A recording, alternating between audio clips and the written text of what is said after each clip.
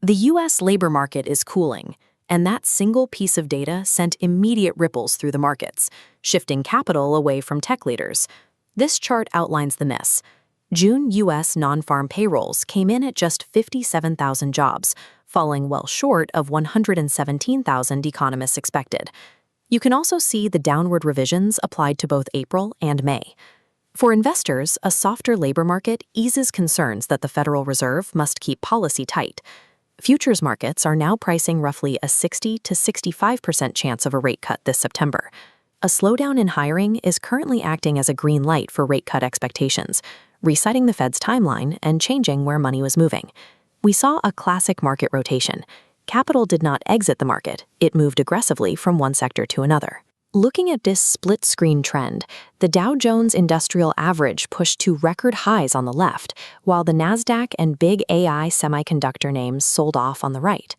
As the second quarter earnings season opens, the coming weeks will test whether corporate profits actually support the high valuations in the technology sector. The broad market held up while tech leaders took a step back. A diversified investor owns both sides of this rotation and avoids the need to guess which one leads next. In crypto, Bitcoin recovered ground lost in late June, rebounding to the $63,000 to $64,000 range.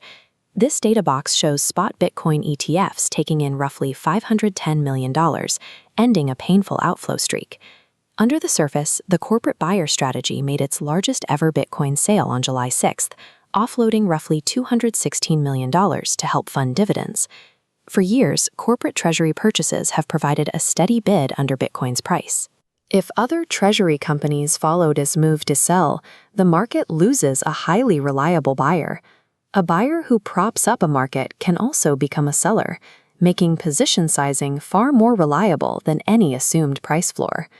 Here at home, the Bank of Canada remains patient, holding its policy rate at 2.25% as it weighs a soft economy against sticky inflation. The S&P/TSX Composite held firm around the 35,000 level. Canada's index leans heavily on energy, materials, and banks, which provided structural support this week. The loonie stayed under pressure. Analysts trimmed Canadian dollar forecasts as uncertainty over the upcoming USMCA trade review clouds the economic outlook. Our bank and commodity-heavy index offers a completely different mix from the U.S. tech market, providing domestic stability while broader growth pauses for trade clarity.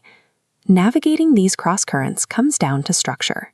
Holding a diversified portfolio neutralizes the need to time rapid sector rotations. This timeline tracks the key dates ahead.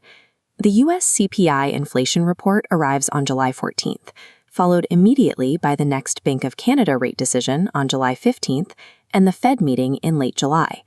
Next week carries more signal than this one. In a data-dependent environment, patience beats prediction.